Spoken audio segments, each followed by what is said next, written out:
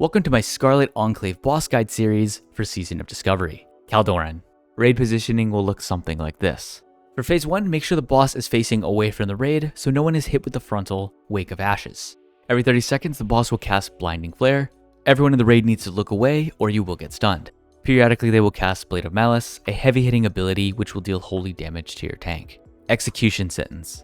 For this ability, you'll want to use a defensive on the main tank. Keep in mind, no damage reduction abilities will work here, only absorbs. So abilities like Hand of Sacrifice, Divine Light, Power Word Shield, and Rewind Time.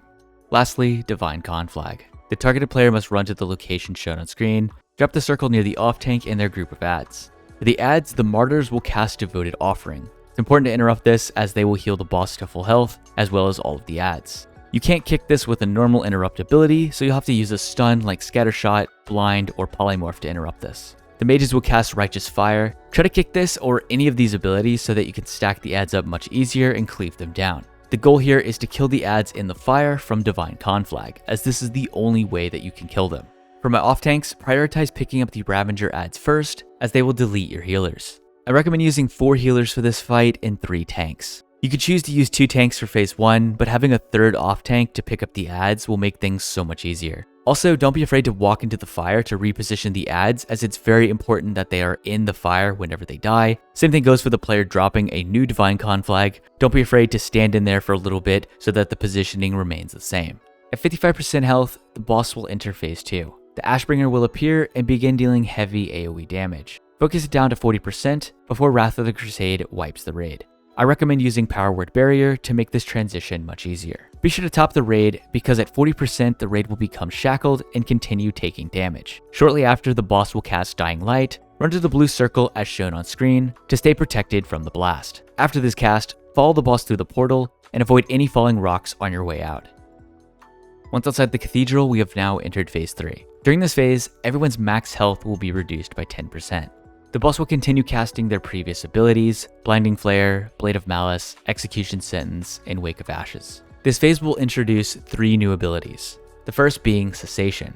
The boss will summon Scarlet Hollow adds that will leave behind a purple pool on the ground, so kill these away from the boss. The other ability is Quietus, another hard-hitting ability that will hit your main tank, but this time dealing shadow damage. Try to have your off tank soak this ability whenever they're not dealing with adds. And then lastly, they will cast Judge Unworthy. This will knock down and stun the main tank for 2 seconds. If you're running 3 tanks like I mentioned, this is where it's really going to pay off to have that 3rd tank.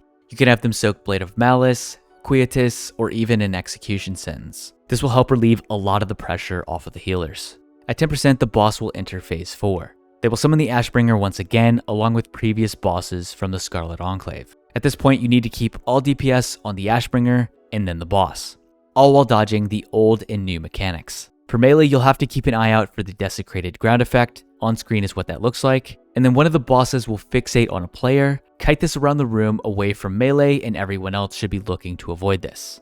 And most importantly, watch out for Stock Break from Beatrix and the Whirlwind from Herod, as these are going to be the most deadly and significant raid damage. I recommend using a Holy Protection Potion during this phase, specifically to absorb some of the damage from Stock Break. Lastly, some tips to help with progressing on this fight. Make sure that you're trying to use Holy Protection Potions and Fire Protection Potions during the fight, as this can help mitigate some of the damage. For healers, make sure that you're line of sighting behind the pillars in phase 1. This will make it much easier for your tanks to pick up the adds. And lastly, maybe use items like the Dark Moon card Twisting Nether, as this could extend the life of your pulls and potentially be the difference of you defeating the boss. At the moment, this boss has a very tight enrage timer. Check the pinned comments for updated information, as anything I say now is likely going to change. But yeah, that's pretty much everything I got for this boss fight. Be sure to like and subscribe for more videos just like this, and as always, I will see you in the next one.